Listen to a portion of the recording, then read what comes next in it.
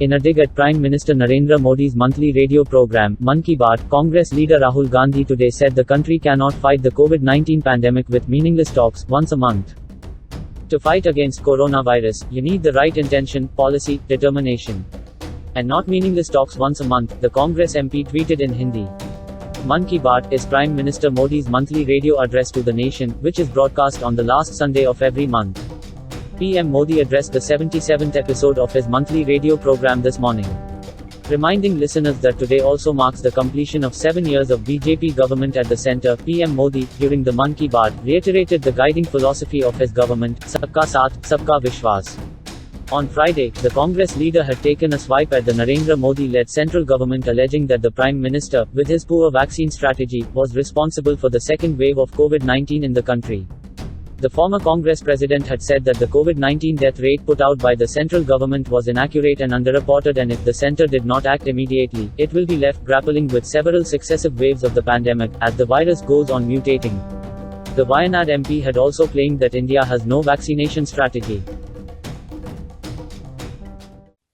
मेरे प्यारे देशवासियों, आज 30 मई को हम मन की बात कर रहे हैं और संयोग से ये सरकार के 7 साल पूरे होने का भी समय है। इन वर्षों में देश सबका साथ, सबका विकास, सबका विश्वास के मंत्र पर चला है। देश की सेवा में हर क्षण समर्पित भाव से हम सभी ने काम किया है। मुझे कई साथियों ने पत्र भेजे हैं और कहा है कि मन की बात में 7 साल की हमारी आपकी इस साझी यात्रा पर भी चर्चा करूं।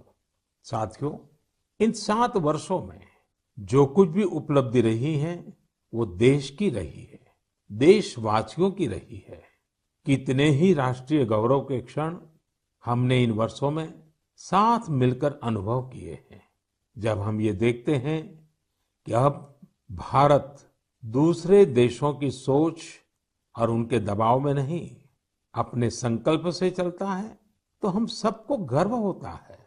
जब हम देखते हैं कि अब भारत अपने खिलाफ साजिश करने वालों को मुंहतोड़ जवाब देता है, तो हमारा आत्मविश्वास और बढ़ता है। जब भारत राष्ट्रीय सुरक्षा के मुद्दों पर समझौता नहीं करता, जब हमारी सेनाओं की ताकत बढ़ती है, तो हमें लगता है कि हाँ, हम सही रास्ते पर हैं। साथियों, मुझे कितने ही देशवासियों के संदेश, उनके पत्र देश के कोने कोने से मिलते हैं।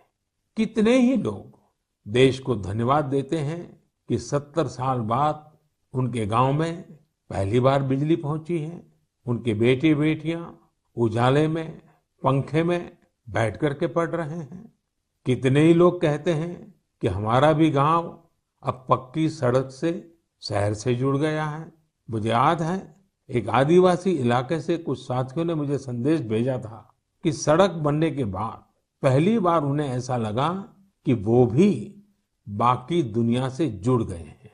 ऐसे ही कहीं कोई बैंक खाता खोलने की खुशी साझा करता है, तो कोई अलग अलग योजनाओं की मदद से जब नया रोजगार शुरू करता है, तो उस खुशी में मुझे भी आमंत्रित करता है।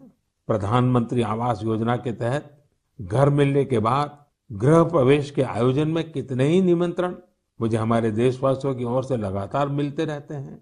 इन 7 सालों में आप सबकी ऐसी करोड़ों खुशियों में मैं शामिल हुआ हूं।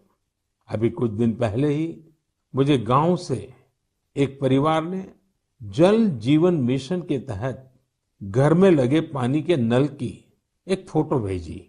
उन्होंने इस फोटो का कैप्शन लिखा था, मेरे गांव की जीवन धारा। ऐसे कितने ही परिवार हैं।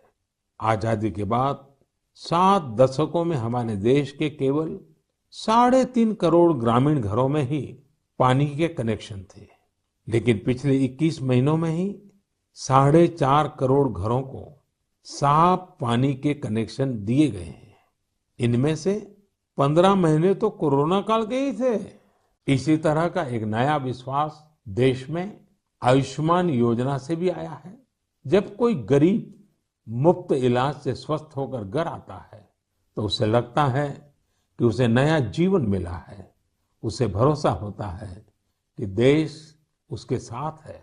ऐसे कितने ही परिवारों का आशीर्वचन, करोड़ों माताओं का आशीर्वाद लेकर हमारा देश मजबूती के साथ विकास की ओर अग्रसर है। साथियों, इन 7 सालों में भारत ने डिजिटल लेन देन में दुनिया को नई दिशा दिखाने का काम किया है। आज किसी भी जगह जितनी आसानी से आप चुटकियों में डिजिटल पेमेंट कर देते हैं, वो कोरोना के इस समय में भी बहुत उपयोगी साबित हो रहा है। आज स्वच्छता के प्रति देशवासियों की गंभीरता और सतर्कता बढ़ रही है।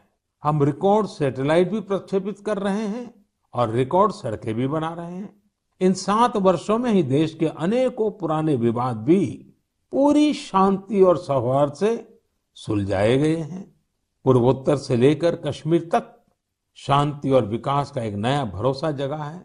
साथियों, क्या आपने सोचा है ये सब काम जो दशकों में भी नहीं हो सके, इन 7 सालों में कैसे हुए?